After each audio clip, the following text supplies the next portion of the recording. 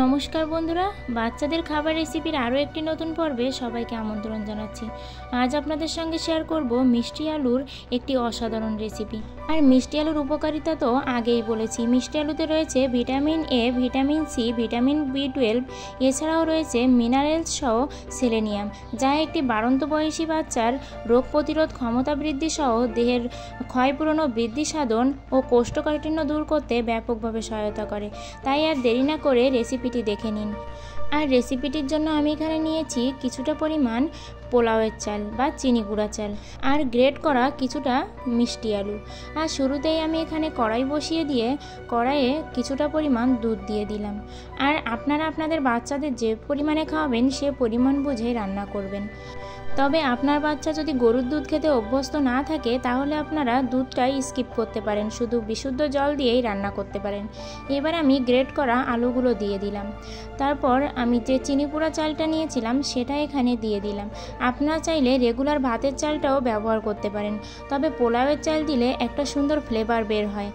আর আমার বাচ্চার যেহেতু 1.5 বছরের বেশি বয়স, তাই ও কিন্তু এই গরুর দুধটা আর পোলাওয়ের চাল দুটোই খেয়ে হজম করতে পারে। তবে আপনারা খেয়াল করবেন আপনাদের বাচ্চাদের খাবার দিলে সেটা তারা ঠিকঠাক হজম করতে পারছে কিনা, তাদের অ্যালার্জিজনিত কোনো সমস্যা হচ্ছে কিনা। যদি হয় তাহলে দ্রুতই ডক্টরের পরামর্শ নেবেন আর সেই খাবারটা দেওয়া বন্ধ করে দেবেন। আর একটা জিনিস মাথায় রাখবেন, আমার বাচ্চা যেটা হজম করতে পারবে আপনার বাচ্চা কিন্তু সেটা নাও হজম করতে পারে। তাই খাবারটা দিয়ে সবসময়ই খেয়াল রাখবেন বাচ্চার কোনো প্রবলেম হচ্ছে কিনা। যদি না হয় তাহলে দিয়ে যাবেন। এবার আমি স্বাদ বাড়ানোর জন্য একটু লবণ দিয়ে দিলাম, আর এখানে ফ্লেভারের জন্য একটা এলাচ দিয়ে দিলাম। আর যদি আপনার বাচ্চা 1 বছরের নিচের বয়সী হয় তাহলে লবণটা এখানে স্কিপ করে যাবেন, কারণ 1 বছরের নিচের বয়সী বাচ্চাদের কিডনি এবং লিভার অপরিপক্ক থাকে। এই কথাটা মাথায় রেখে লবণটা স্কিপ করে যাবেন। আর একটা কথা আপনাদের বলতে চাই, এই রেসিপিটি আপনারা সপ্তাহে 2 থেকে 3 বার বাচ্চাদের খাওয়াবেন। আর একই খাবার বারবার বাচ্চাকে কখনোই দেবেন না, সব সময় ভিন্ন ধরনের খাবার দেওয়ার চেষ্টা করবেন। আবার দেখা যাচ্ছে একটি খাবার রান্না করলেন আর সারা দিন ধরে সেই খাবারটা দিলেন, এই কাজটাও কখনোই করবেন না। সব সময় সকালে যদি একটা খাবার দেন তাহলে দুপুরের খাবারটা কিন্তু চেঞ্জ করবেন, কারণ বাচ্চা মানুষ ওরা কিন্তু একই খাবার বারবার খেতে চায় না। কিন্তু ভিন্ন স্বাদের ভিন্ন রকমের খাবার দিবেন, দেখবেন ওরা চেয়ে খাইবে আর বারবার খাবার খেতে চাইবে। আর আমাদের ভুলের কারণেই কিন্তু আমরা বাচ্চার স্বাস্থ্য ঠিক রাখতে পারি না। আর এখানে দেখুন আমি একটু চিনি দিয়ে দিলাম, এখানে আমি 2 চা চামচের মতো চিনি দিয়ে দিলাম। আপনারা চাইলে চিনির পরিবর্তে গুড়, লাল চিনি বা মিশ্রিও ব্যবহার করতে পারেন।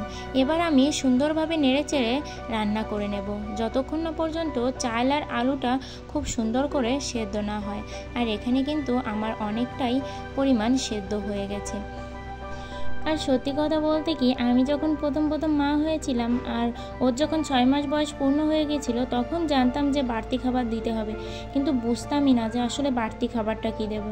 আবার অনেকে বলতো ভাত দিও না, মাছ দেবে না, আরও কিছুদিন দেরি হোক। এই দ্বিধাদ্বন্দ্বে ভুগতে ভুগতে আমি কিন্তু এখন নিজে থেকে অনেক কিছু শিখে গেছি।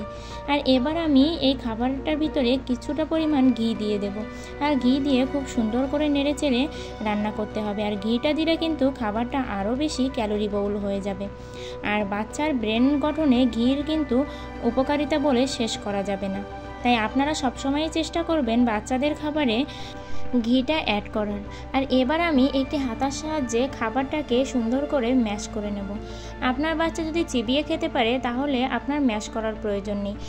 আমার বাচ্চা অবশ্য চিবিয়ে খেতে পারে, তবে এখানে ম্যাশ করে দিলে খাবারটার গ্রেভিটা অনেক সুন্দর হবে, তাই আমি এখানে ম্যাশ করে নিচ্ছিলাম। আর এই ম্যাশ করার পরবর্তী অবস্থা দেখুন, এখানে আমি সুন্দর করে ম্যাশ করে নিয়েছি আর আমার রান্নাটা কিন্তু প্রায় কমপ্লিট। আর এবার আমি খাবারটাকে নামিয়ে নেব।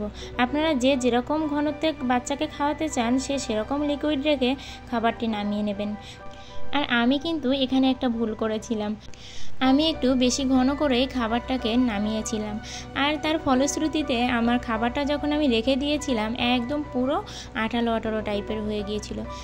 আর যেহেতু আমার বাচ্চা আঠালো খাবার খেতে পারে তাই আমার বাচ্চার ক্ষেত্রে কোনো সমস্যা হয়নি, আমি ওই রকমভাবেই নামিয়েছিলাম। কিন্তু আপনাদের বাচ্চারা যদি না খেতে চায় তাহলে আপনারা একটু বেশি লিকুইড রেখেই খাবারটি নামিয়ে নেবেন। আর এই খাবারের চেহারাটা একটু দেখুন, দেখতে কিন্তু অসাধারণ আর খেতেও অসাধারণ।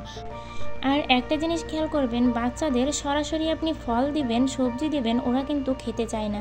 কিন্তু অন্য কোনো খাবারের মাধ্যমে যদি আপনারা খাবারটি দিতে পারেন, তাহলে ওরা বুঝতেই পারে না যে এটা কী খাচ্ছে। তাই বাচ্চাদেরকে সবসময়ই একাধিক খাবার একসাথে মিলিত করে রান্না করেই খাওয়াবেন। আজকের ভিডিওটা এ পর্যন্তই। ভালো লাগলে অবশ্যই লাইক কমেন্ট করবেন আর সবাই ভালো থাকবেন।